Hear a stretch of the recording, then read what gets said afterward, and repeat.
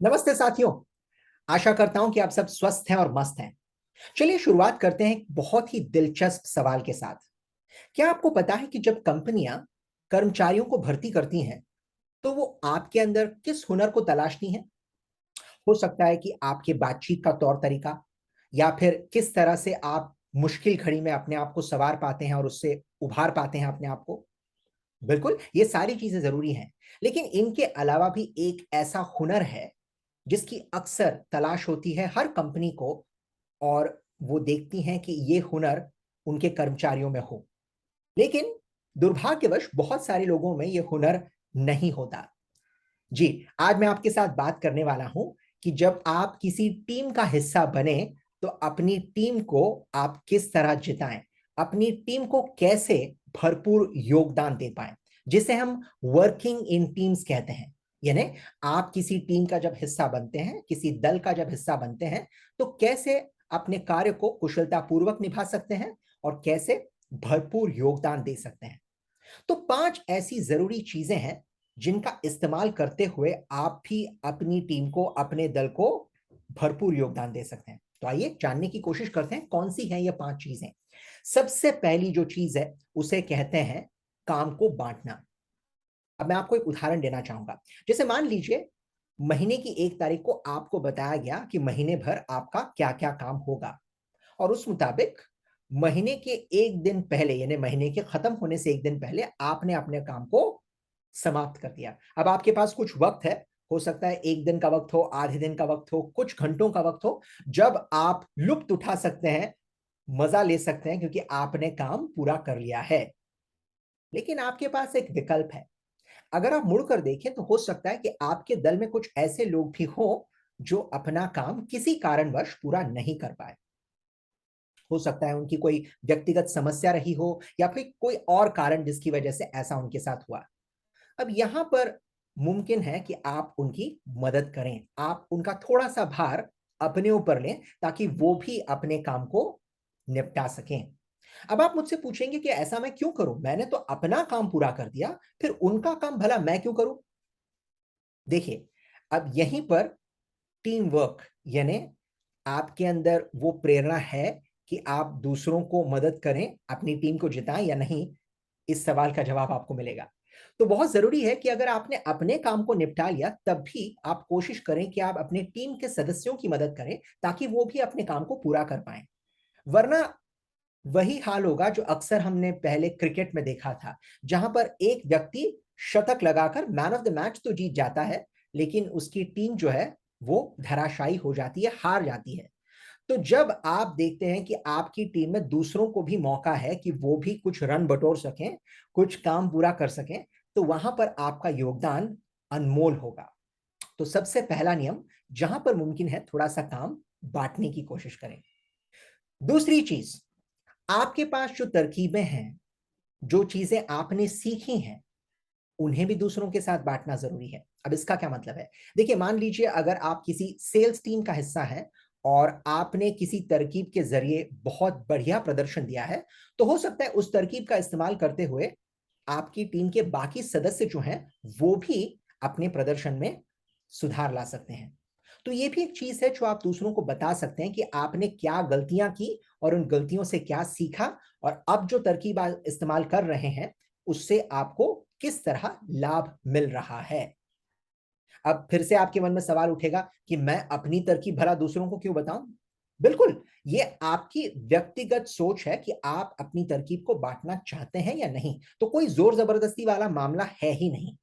लेकिन अगर आप एक अच्छे सदस्य के रूप में अपने आप को उभारना चाहते हैं, तो ये भी एक चीज है जो आप कर सकते हैं। ये चीज ये भी दर्शाती है कि आपको किसी का कोई खौफ या डर नहीं है। कई बार लोगों के मन में यह डर होता है कि अगर मैं अपनी तरकीब दूसरों को बता दूं तो वो मुझसे ज्यादा तरक्की कर जाएंगे और मैं कहीं पीछे ना हो जाऊं। लेकिन आपको एक बात बताना चाहूंगा कि जब आप अपनी बातें दूसरों को बांटते हैं, उनको बताते हैं, तो वो भी कहीं ना कहीं कुछ देर बाद सोचने पर मजबूर होते हैं कि वो भी अपनी बातें आपको बताएं, अपनी तरकीबें आपके सामने रखें। तो जरा करके देखिएगा इस चीज को, अपनी तरकीबें दूसरों को बताकर देखिए और फिर देखिए क्या फर्क पड़ता है। नंबर 3 जो चीज मैं आपको बताने वाला हूं उससे शायद आपको थोड़ी हैरानी होगी, लेकिन ये बहुत जरूरी चीज है। अक्सर हमने देखा है कि टीम में हम एक दूसरे के जो विचार होते हैं उनका समर्थन करते हैं, लेकिन कभी कभी विचारों का विरोध करना समर्थन करने से ज्यादा जरूरी होता है। क्यों? क्योंकि कई बार जो चीजें कही जाती हैं शायद वो टीम के लिए सही ना हो, या फिर उन पर पूरा सोच विचार अभी नहीं हुआ। तो जब आपको लगता है कि जो सोच आपके सामने प्रस्तुत की गई है, जो तरकीब आपके सामने रखी गई है, वो सही नहीं है, वो गलत है, तो उसका विरोध करना भी उतना ही जरूरी है। सिर्फ एक चीज का ध्यान रखें कि जब आप विरोध करें, आप विरोध किसी व्यक्ति का ना करें, आप उसके विचारों का विरोध करें। जरूरी नहीं कि हर टीम में हर चीज को उसी वक्त मान लिया जाए, उस पर मंथन होना, विचार विमर्श होना, ये बहुत ज्यादा मायने रखता है। तो एक अच्छा सदस्य वो भी है जो आपके टीम के लिए तब कारगर साबित होगा जब वो चीजें जो अच्छी नहीं है उनका विरोध करे। तो इस संस्कृति को अपनी टीम में फैलाना, अपने दल में फैलाना, ये भी आपकी एक जिम्मेदारी है, और इसको सही तरीके से निभाना अपने आप में एक बहुत बड़ी बात है। चौथी चीज, अब हर चीज आप खुद नहीं कर पाएंगे, कई बार आप अटक जाएंगे, कई बार आपको जरूरत पड़ेगी कि आप दूसरों से मदद मांगे। लेकिन अक्सर होता यह है कि लोग दूसरों से मदद मांगने से कतराते हैं, क्योंकि लोगों को लगता है कि मैं अगर दूसरों से मदद मांगू तो लोग मेरे बारे में क्या सोचेंगे। लेकिन ये सही नहीं है। जब आपको मदद की जरूरत हो तो दिल खोलकर मदद मांगिएगा।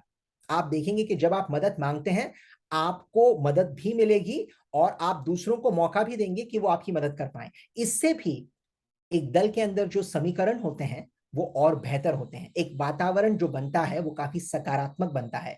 एक ऐसा वातावरण जहां पर हर कोई किसी और की मदद करना चाहता है और मदद करने का मौका तलाशता है। तो जब कभी आपको मदद की जरूरत पड़े, बेझिझक होकर दूसरों से मदद मांगिए। फिर चाहे वो आपसे उम्र में बड़े हों या छोटे हों, चाहे आपसे सीनियर हो या जूनियर हो, लेकिन मदद मांगना ये अपने आप में एक बहुत बड़ी चीज है, और इसको अपनी टीम में शामिल जरूर कीजिएगा। सबसे आखिरी चीज, कई बार ऐसा भी होगा कि लोग जो हैं दबाव तले काम करते होंगे, या फिर उनका मनोवैज्ञानिक जो मनोबल है वो काफी कमजोर हो चुका होगा। ऐसे पलों में जरूरत है कि आप लोगों की हौसला अफजाई करें, जिसको आप मोटिवेशन या एंकरेजमेंट भी कह सकते हैं। अब इसके लिए आपको कोई बहुत बड़ा काम करने की जरूरत नहीं है। छोटी छोटी चीजें हैं जिसका इस्तेमाल करते हुए आप लोगों के चेहरे पर मुस्कुराहट ला सकते हैं, उनका बोझ बांट सकते हैं, या फिर अगर कुछ नहीं कर सकते तो कम से कम उनकी तकलीफ को ध्यान से सुनिएगा।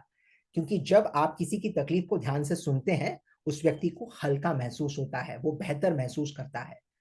तो ये भी एक चीज है जिसका इस्तेमाल आप कर सकते हैं। लोगों को मनोबल दीजिए, उनका सहारा बनिए, ताकि जब आपको जरूरत पड़े तब वो आपका सहारा बन पाए। तो भाई ये 5 चीजें हैं। अब क्या सिर्फ यही 5 चीजें हैं? जी नहीं। एक अच्छा सदस्य बनने के लिए, एक अच्छे टीम मेंबर को अपने अंदर जागृत करने के लिए बहुत सारी ऐसी चीजें हैं जिनको आपको वक्त बेवक्त अपनाना पड़ेगा। लेकिन मेरे मुताबिक ये वो 5 सबसे अहम चीजें हैं जिनका अगर आप सही इस्तेमाल करें तो हर वक्त आप बाजी मार सकते हैं, एक बेहतरीन व्यक्ति के रूप में अपने आप को उभार सकते हैं। तो कौन सी हैं 5 चीजें? सबसे पहली चीज, काम को बांटना। दूसरों का काम जहां पर मुमकिन है थोड़ा सा काम उसको अगर आप बांट लें तो बेहतर होगा। दूसरी चीज, आपके पास जो तरकीबें हैं, जो अच्छाइयां हैं, उनको दूसरों के सामने प्रस्तुत कीजिए ताकि वो भी उनसे प्रेरणा ले सकें और बेहतर कर पाए।